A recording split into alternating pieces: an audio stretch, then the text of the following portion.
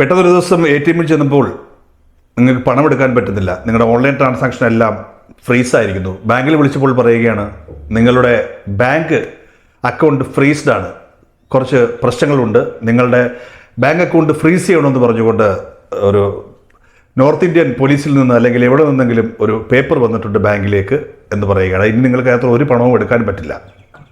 നിരവധി ആൾക്കാർക്കാണ് കേരളത്തിൽ ഇത്തരത്തിലുള്ള ഒരവസ്ഥ വരുന്നത്. ഇത്തരം ഘട്ടത്തിൽ നിങ്ങൾ എന്താണ് ചെയ്യേണ്ടത്? അങ്ങനെ പൂർണ്ണമായിട്ടും ഒരു ബാങ്കിന് നിങ്ങളുടെ അക്കൗണ്ട് ഫ്രീസ് ചെയ്യാനുള്ള അവകാശമുണ്ടോ? ഔട്ട് ഓഫ് കോർട്ടിലേക്ക് സ്വാഗതം. Out of Court, the Legal Counseling Center Cochin. Legal awareness make you more power. ഏകദേശം ഒരു 1-2 ആഴ്ചയ്ക്ക് മുമ്പാണ് മലയാളത്തിൽ അറിയപ്പെടുന്ന ഒരു സെലിബ്രിറ്റി കൂടിയായിട്ടുള്ള ഒരു ഓൺലൈൻ താരം എന്നെ വിളിക്കുന്നത്.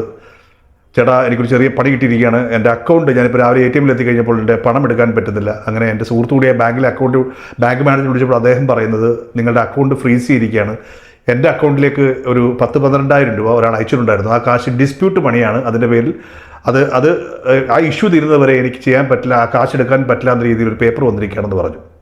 അയാൾ ആകെ ടെൻഷനുണ്ട്. കാരണം അയാളെ ചായ കുടിക്കാനുള്ള കാശ് കൂടില്ല. കാരണം ഇപ്പോൾ ആരും പണം കയ്യിലെടുത്തിട്ട് നടക്കാറില്ലല്ലോ. അയാൾ ആകെ ടെൻഷനിലായി. എന്തായാലും ഞാനതിനെക്കുറിച്ചിട്ട് മനസ്സിലാക്കി. അങ്ങനെ ബാങ്ക് മാനേജറുമായിട്ട് കോൺഫറൻസ് ചെയ്തു. അപ്പം മാനേജർ പറയുന്നത്, സാറേ വേറെ വഴികളൊന്നുമില്ല, ഞങ്ങൾക്ക് പേപ്പറായിട്ട് വന്നിരിക്കുന്നതാണ്, അപ്പോൾ ഞങ്ങൾക്കൊന്നും ചെയ്യാൻ പറ്റില്ല, ബാങ്ക് ഫ്രീസ് ചെയ്യാൻ നിവൃത്തിയുള്ളെന്ന് പറഞ്ഞു. അപ്പോൾ ഞാൻ ബഹുമാനപ്പെട്ട ഹൈക്കോടതിയുടെ ഒരു ഓർഡറിനെ കുറിച്ച് അയാളോട് പറഞ്ഞു. അപ്പോൾ അയാൾ പറഞ്ഞു വളരെ നല്ല കാര്യമാണ്, അങ്ങനെയാണെങ്കിൽ നിങ്ങളൊരു കാര്യം ചെയ്യൂ, എനിക്ക് ഇയാൾക്ക് വേണ്ടി ഒരു നോട്ടീസ് അയക്കാൻ പറഞ്ഞു. അങ്ങനെ ഞാൻ ആദ്യം ചെയ്തത് ബഹുമാനപ്പെട്ട ഹൈക്കോടതിയുടെ ആ ഓർഡറൊക്കെ ഇൻക്ലൂഡ് ചെയ്തുകൊണ്ട് ഒരു വക്കീൽ നോട്ടീസ് അയക്കുകയാണ് ചെയ്തത്. ആക്ച്വലി കോടതിയുടെ നിർദ്ദേശപ്രകാരം നമുക്ക് നമ്മുടെ അക്കൗണ്ട് ഫ്രീസ് ചെയ്യാൻ ഒരു ബാങ്കിനും അവകാശമില്ല. ഓക്കെ, ഒരു ഡിസ്പ്യൂട്ട് മണി വന്നു എന്ന് പറഞ്ഞാൽ ഡിസ്പ്യൂട്ട് മണി മാത്രം വേണമെങ്കിൽ ആ ഒരു ഇഷ്യൂ തീരുന്നത് വരെ അവർക്ക് ഫ്രീസ് ചെയ്ത് വെക്കാം. അല്ലാണ്ട് എൻ്റെ ഒരു അക്കൗണ്ട് മുഴുവൻ ഫ്രീസ് ചെയ്ത് വെക്കാൻ ഒരു ബാങ്കുകൾക്കും അവകാശമില്ല എന്നുള്ളതാണ് ഏറ്റവും സുപ്രധാനമായ കാര്യം. പക്ഷേ പല ബാങ്കുകൾക്കും ഇതിനെക്കുറിച്ച് അറിയില്ല. അവർക്ക് വാക്കുകൊണ്ട് പറഞ്ഞിട്ട് കാര്യമല്ല, ഇക്കാര്യങ്ങളുടെ ഇതിൻ്റെ ഓർഡറുകളൊന്നും ഒരു ബാങ്കുകളിലും എത്തിയിട്ടില്ല. എന്തായാലും ഞാൻ ഒരു അയച്ച നോട്ടീസ് പ്രകാരം ഒരാഴ്ചക്കുള്ളിൽ തന്നെ ആ ബാങ്ക് ഓപ്പൺ ആവുകയും ഈ പറഞ്ഞ ഒരു ഡിസ്പ്യൂട്ട് മണി എന്ന് പറഞ്ഞാൽ കുറച്ച് കാശ് മാത്രം അവിടെ പിടിച്ചു വെക്കുകയും ചെയ്തു. ഇത് ഒരു വഴിയാണ് ഞാൻ ഈ പറഞ്ഞത്. ചിലപ്പോൾ നിങ്ങൾ ആകപ്പാട് പാനിക്കായി പോകും ഇത്തരത്തിൻ്റെ കാര്യം വരുമ്പോൾ. മാത്രമല്ല, ചിലപ്പോൾ നിങ്ങളുടെ അക്കൗണ്ടിൽ അത്യാവശ്യം കാശ് കിടപ്പുണ്ട്. ചിലപ്പോൾ നിങ്ങളുടെ അക്കൗണ്ടിലേക്ക് വന്ന 100 രൂപയുടെ പേരിലായിരിക്കാം, അല്ലെങ്കിൽ 500 രൂപയുടെ പേരിലായിരിക്കാം ഇത് മൊത്തം ഫ്രീസായി പോകുന്നത്. എന്നാലും അങ്ങനെ ചെയ്യാനുള്ള ഒരു കാര്യം ഒരു ബാങ്കുകൾക്കും ഇല്ല എന്ന് പറഞ്ഞുകൊണ്ട് പറയട്ടെ. ഇത്തരത്തിൽ ഒരു പ്രശ്നം വന്നാൽ നിങ്ങൾ ആദ്യം ചെയ്യേണ്ടത് എന്താണ്? അതിനെക്കുറിച്ച് നമുക്ക് സംസാരിക്കാം. സ്വാഭാവികമായിട്ടും ആ ബാങ്കിന് വന്നേക്കുന്ന പേപ്പറിനകത്തുണ്ടാവും ഇത് ഏത് പോലീസ് സ്റ്റേഷനിൽ നിന്നാണ് ഇത്തരത്തിലുള്ള ഒരു പേപ്പർ വന്നിരിക്കുന്നത്, ഒരു നോഡൽ ഓഫീസറുടെ നമ്പരൊക്കെ ഉണ്ടാവും. തീർച്ചയായിട്ടും അത് നിങ്ങൾ ആദ്യം കളക്ട് ചെയ്യണം. അപ്പം തന്നെ ഈ ബാങ്ക് പറയുന്നുണ്ടല്ലോ ഒരു നോട്ടീസ് അയച്ച കാര്യം, അതിൻ്റെ ഒരു കോപ്പി നിങ്ങൾക്ക് തീർച്ചയായിട്ടും ആവശ്യപ്പെടാവുന്നതാണ്. കാരണം മുന്നോട്ടുള്ള നിങ്ങളുടെ ലീഗൽ പ്രോസസ്സിന് ഏറ്റവും അത്യാവശ്യമാണ് അതിൻ്റെ കോപ്പി.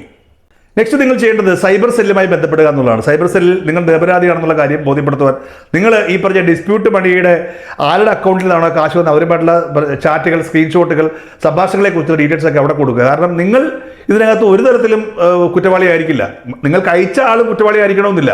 പലപ്പോഴും ഇത് 3-4 കൈമാറി വരുന്നതിൻ്റെ പേരിൽ ആദ്യത്തെ ആളുടെ കണക്ട് ചെയ്തുകൊണ്ടായിരിക്കും ഈ കുറേ ചെയിനായിട്ട് ആൾക്കാരെ മുഴുവൻ പിടിച്ചിട്ട് ഈ പറഞ്ഞ് ഫ്രീസ് ചെയ്യുന്നത്. അപ്പോൾ തീർച്ചയായിട്ടും നിങ്ങൾ ഒരു ഇലീഗലായിട്ടുള്ള കാര്യം ചെയ്തിട്ടില്ല നിങ്ങൾക്ക് ഉറപ്പുണ്ടെങ്കിൽ തീർച്ചയായിട്ടും നിങ്ങളുടെ നിരപരാധിത്വം നിങ്ങൾക്ക് സൈബർ സെല്ലിനെ ബോധിപ്പിക്കാം. അതിനാവശ്യമായുള്ള തെളിവുകൾ, സ്ക്രീൻഷോട്ടുകൾ, സംഭാഷണങ്ങൾ നിങ്ങളുടെ ഫ്രണ്ടോ നിങ്ങൾക്ക് അല്ലെങ്കിൽ നിങ്ങളുടെ കടയിൽ നിന്ന് സ്വീകരിക്കുകയാണെങ്കിൽ ഇതൊക്കെ പറഞ്ഞുകൊണ്ട് കൃത്യമായിട്ട് അവരെ ആദ്യം അത് ധരിപ്പിക്കുക. സ്വാഭാവികമായിട്ടും പോലീസിനെ ഈ നേരത്തെ പറഞ്ഞ നോഡൽ ഓഫീസേഴ്സിനെ ഒന്നും വിളിച്ചാൽ അവർ ഫോൺ എടുക്കണമെന്നില്ല. അത് ശരിയായിരിക്കും നമുക്ക് അറിയാൻ പറ്റില്ല. തീർച്ചയായിട്ടും ഇത്തരം നോഡൽ ഓഫീസേഴ്സ് അല്ലെങ്കിൽ നോർത്ത് ഇന്ത്യയിൽ നിന്ന് വരുന്ന പോലീസ് കോളുകൾ എന്ന് പറയുന്നവരുടെ ഇമെയിൽ ഉണ്ടെങ്കിൽ ആ ഇമെയിലിലേക്ക് കൃത്യമായിട്ട് നിങ്ങളുടെ പരാതി അറിയിച്ചിരിക്കണം. ഓൾറെഡി കേന്ദ്ര ആഭ്യന്തര മന്ത്രാലയം നമ്മുടെ ബാങ്കുകൾക്കെല്ലാം കൃത്യമായിട്ടുള്ള നിർദ്ദേശം കൊടുത്തിട്ടുണ്ട്. ഈ പറഞ്ഞ ഹൈക്കോടതികളുടെയൊക്കെ ഓർഡറുകളുടെ അടിസ്ഥാനത്തിൽ തട്ടിപ്പിനിരയായ ഒരു കേസിൽ തട്ടിപ്പിനിരയായ തുക ആ ഡിസ്പ്യൂട്ട് മണിയുടെ കാര്യത്തിൽ മാത്രമേ ഫ്രീസ് ചെയ്യാൻ പറ്റുകയുള്ളൂ. അല്ലാണ്ട് എൻ്റെ മണി ഫ്രീസ് ചെയ്യേണ്ട ആവശ്യമില്ല എന്ന നിർദ്ദേശം ഓൾറെഡി ഉണ്ട്. മാത്രമല്ല, അക്കൗണ്ട് ഉടമയ്ക്ക് കൃത്യമായിട്ടൊരു നോട്ടീസ് നൽകണം. എന്തിനാണ് നിങ്ങളുടെ അക്കൗണ്ട് ഇങ്ങനെ ഫ്രീസ് ചെയ്തിരിക്കുന്നത്, അല്ലെങ്കിൽ ഈ പറഞ്ഞ കൺസേൺഡ് തുക എന്തിനാണ് ഫ്രീസ് ചെയ്യുന്നത് കൃത്യമായ വിശദീകരണം അക്കൗണ്ട് ഉടമയ്ക്ക് കൊടുക്കണം. ഇനി ഇത്തരം കേസുകളിലൊന്നും ഇത് നടപ്പിലായില്ല, ബാങ്കിൽ സമ്മതിക്കുന്നില്ല, ഈ പറഞ്ഞ നോർത്ത് ഇന്ത്യൻ പോലീസുകാർ സമ്മതിക്കുന്നില്ല എങ്കിൽ നേരെ നമുക്ക് ശരണം ഹൈക്കോടതി മാത്രമാണ്. ഹൈക്കോടതിയിൽ നമുക്ക് റിട്ട് ഫയൽ ചെയ്യാം. ഈ ഒരു കേസിൽ ഞാൻ നിരപരാധിയാണ്, ഇത്തരം കേസിലൊന്നും ഞാൻ പെട്ടിട്ടില്ല, അതിന് കൃത്യമായ തെളിവോടുകൂടി നമുക്ക് ഹൈക്കോടതി സമീപിച്ചു കഴിഞ്ഞാൽ ഹൈക്കോടതി കൃത്യമായ നിർദ്ദേശം നമുക്ക് തരികയും നമ്മുടെ അക്കൗണ്ട് ഓപ്പൺ ആക്കുകയും കിട്ടുകയും ചെയ്യും. പലപ്പോഴും ഈ പറഞ്ഞ ചെറിയ ട്രേഡിംഗ് നടത്തുന്നവരൊക്കെ ഇതിനകത്ത് പെട്ടുപോകാറുണ്ട്. ചില സമയത്തൊക്കെ നമുക്ക് തന്നെ ടെൻഷനാണ്. കാരണം ആരെങ്കിലും വക്കീൽ ഫീസ് ഗൂഗിൾ പേ വഴിയാണ് തരുന്നത്. ഈ കൊണ്ടുവരുന്നവൻ ഏത് ടൈപ്പാണെന്ന് നമുക്കറിയില്ല. നമ്മുടെ അക്കൗണ്ട് ഫ്രീസ് ആവുന്ന ഭയം ഒരു അഡ്വക്കേറ്റ് നിലയ്ക്ക് നമുക്കും ഉണ്ടാവാം. പക്ഷേ ഇതാണ് അതിൻ്റെ പ്രോപ്പർ വേ എന്ന് കൂടി മനസ്സിലാക്കിയിരിക്കുക. അതായത് അനാവശ്യമായി ഒരാളുടെ ഉപജീവനം തടസ്സപ്പെടുത്തുവാൻ ഒരു പോലീസിനും അധികാരമില്ല, ഒരു ബാങ്കിനും അധികാരമില്ല എന്നുള്ള കാര്യം കൂടി ഓർത്തിരിക്കുക. Out of Court, the Legal Counseling Center, Cochin. Legal awareness make you more power.